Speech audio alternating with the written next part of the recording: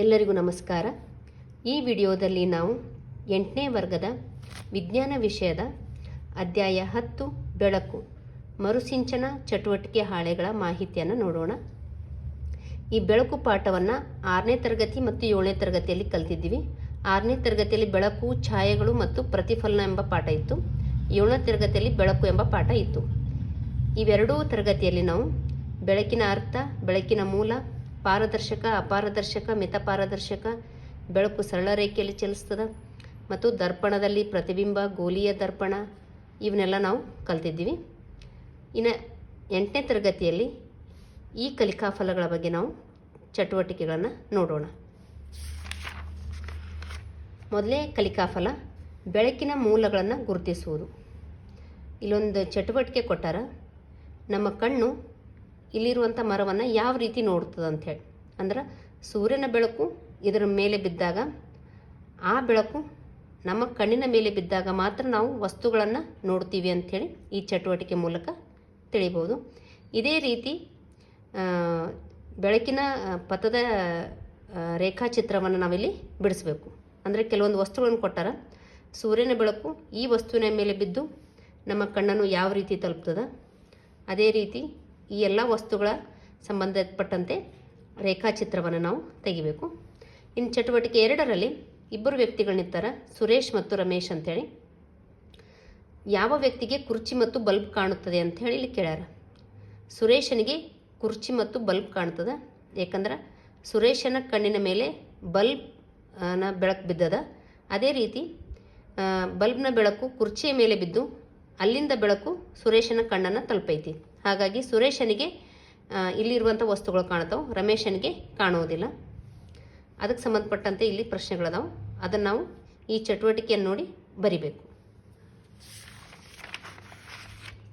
ಇನ್ನು ನೆಕ್ಸ್ಟ್ ಚಟುವಟಿಕೆಯಲ್ಲಿ ಏನೈತೆ ಅಂದ್ರೆ, ಯಾವ ಬೆಳಕನ್ನು ಹೊರಹೊಮ್ಮಿಸ್ತಾವೆ ಮತ್ತು ಯಾವ ಹೊರಹೊಮ್ಮಿಸಂಗಿಲ್ಲ ಇವುಗಳನ್ನು ವಸ್ತುಗಳನ್ನು ವಿಂಗಡಿಸುವುದೈತಿ.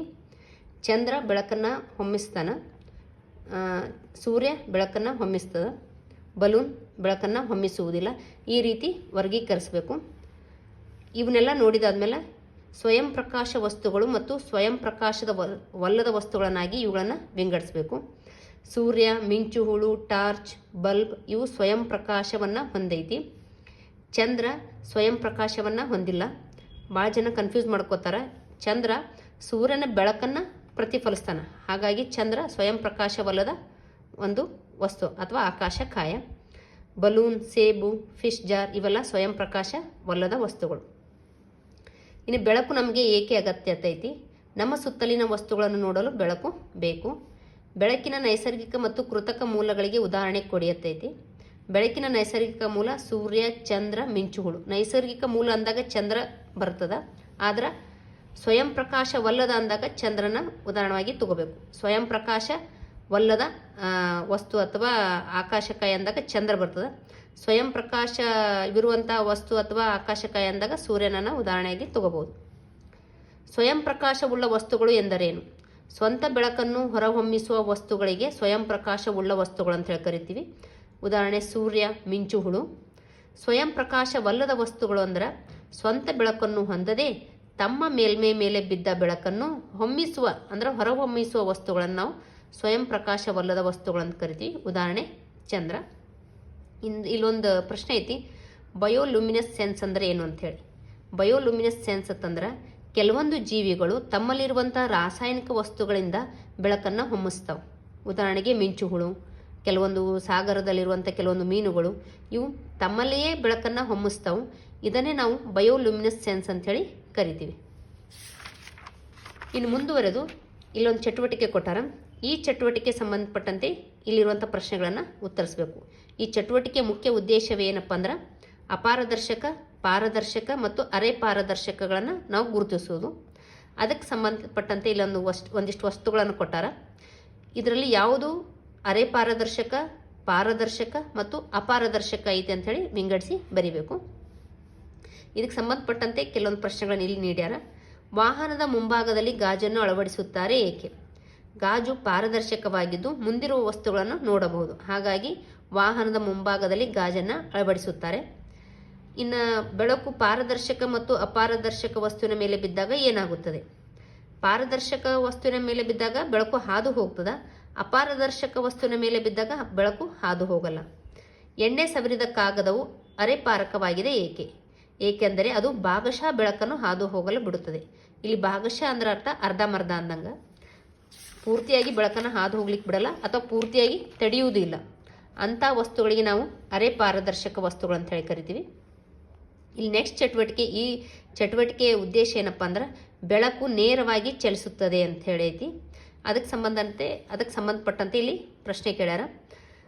ಇಲ್ಲಿ ಕಾಗದಗಳನ್ನು ಇಟ್ಟಾರಲ್ಲ, ಇಲ್ಲಿ ರಂಧ್ರಗಳದಾವು. ಇವುಗಳ ಸ್ಥಾನವನ್ನು ಸ್ವಲ್ಪ ನಾವು ಬದಲಾಯಿಸಿದ್ರು ಕೂಡ ನಮ್ಗೆ ಬೆಳಕು ಕಾಣುವುದಿಲ್ಲ.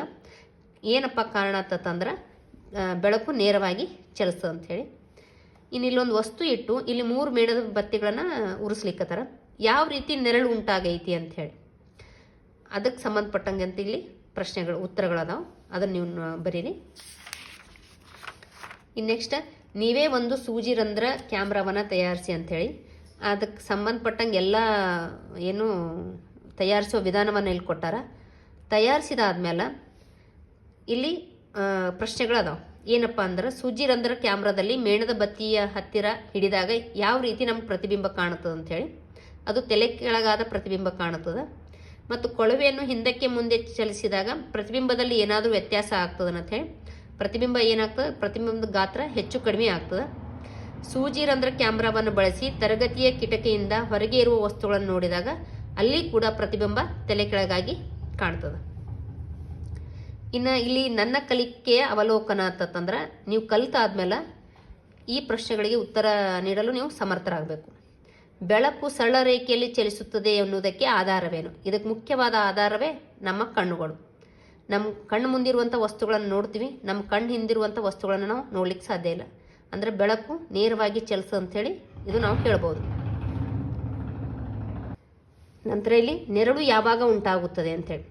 ಬೆಳಕಿನ ಮೂಲದ ಮುಂದೆ ಅಪಾರದರ್ಶಕ ವಸ್ತು ಬಂದಾಗ ನೆರಳು ಉಂಟಾಗ್ತದೆ ಅಂಥೇಳಿ.